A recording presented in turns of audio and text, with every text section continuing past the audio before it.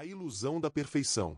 Às vezes, ser perfeito é apenas a forma mais silenciosa de estar quebrado. A genialidade de Aya no Koji não é bênção, é prisão.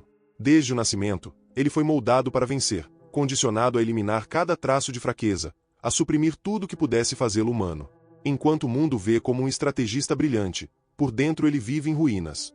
O olhar calmo, o tom controlado, o raciocínio impecável, tudo isso é apenas uma máscara construída para esconder o vazio. A perfeição que todos invejam é, na verdade, o resultado de uma vida sem escolha. Aya no Koji aprendeu cedo que sentir é perigoso, que o amor é vulnerabilidade e que a empatia pode destruir o controle. Mas ao cortar esses laços, ele perdeu algo que nenhuma inteligência é capaz de substituir: o calor da existência. E quanto mais ele entende o mundo, mais percebe o absurdo de tudo. A genialidade o libertou da ignorância, mas o condenou à lucidez, e não há prisão pior do que ver o mundo com clareza demais. Quando nada te afeta, nada te move. E quando nada te move, o tempo deixa de ter sentido. O laboratório do desapego. O lugar onde Aya no Koji cresceu não formava pessoas, mas ferramentas. Ali, cada erro era punido, cada emoção, reprimida. O objetivo não era ensinar, e sim moldar. Transformar crianças em experimentos, inteligência em obediência. Ele foi treinado para analisar cada gesto, cada palavra, cada variação de voz. Aprendeu a ler intenções como quem lê páginas abertas. E, com o tempo, isso se tornou natural demais, como respirar. Mas o preço da perfeição é a desconexão. Aya no Koji compreendeu o comportamento humano sem jamais compreendê-lo de dentro. Ele observa o amor, mas não o sente. Entende o medo, mas não o experimenta. Sabe o que é dor, mas não a reconhece como sua. Esse é o paradoxo da criação dele, uma mente brilhante que entende tudo sobre o ser humano, menos o que é ser um. E quando se nasce nesse tipo de vazio, a frieza não é escolha, é sobrevivência. Ele aprendeu a viver sem vínculos porque os vínculos o fariam quebrar. E assim, o desapego deixou de ser filosofia e se tornou necessidade. Mas o que acontece quando um ser moldado para não sentir é colocado no meio de um mundo que vive de emoções? A resposta é simples e trágica: ele se torna um espelho. Reflete o que os outros querem ver, mas por dentro, nada existe. O vazio do controle. Aya no Koji enxerga o mundo como uma sequência de movimentos previsíveis. Nada o surpreende.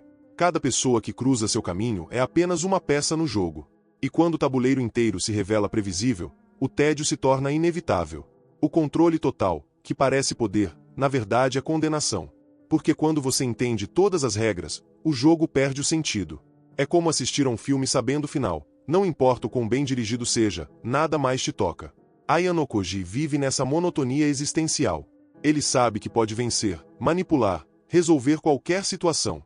Mas nenhuma vitória traz satisfação, nenhum desafio desperta emoção. O domínio absoluto sobre o mundo externo o deixou impotente diante do interno. E o mais assustador é que ele não busca mudar isso. Não há raiva, nem frustração, apenas aceitação.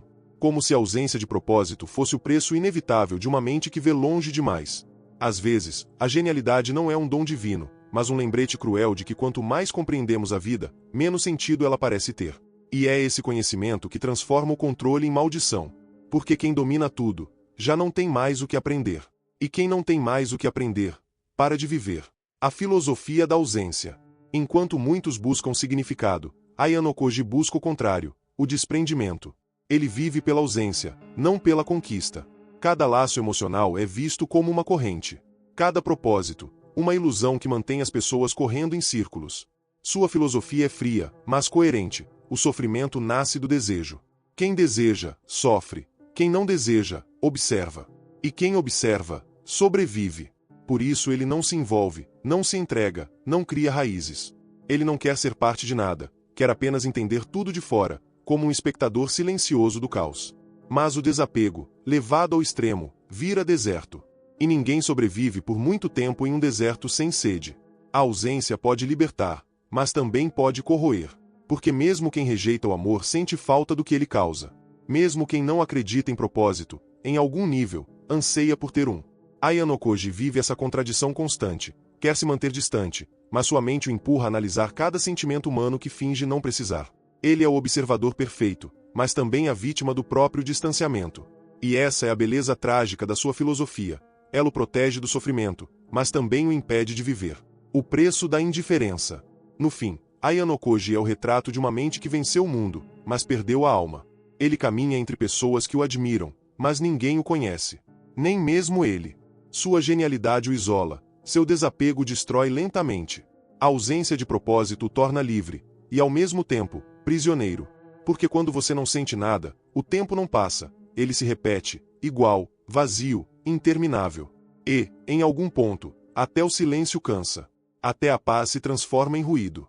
Até a perfeição se torna insuportável.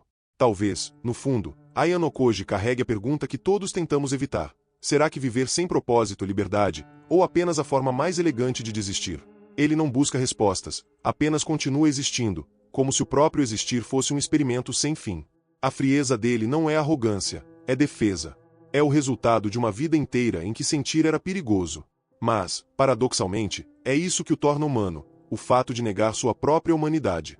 E talvez seja por isso que nos identificamos tanto com ele. Porque, no fundo, todos nós já sentimos esse vazio. Essa sensação de olhar para o mundo e não ver sentido algum. De fingir que está tudo sob controle, quando na verdade estamos apenas tentando não sentir demais. Aya no Koji é o espelho da era moderna, uma mente brilhante, cercada de pessoas, mas eternamente só. E sua maior lição talvez seja a mais dolorosa de todas, que a ausência de propósito pode parecer paz, até o momento em que percebemos que viver sem sentir é o mesmo que não viver.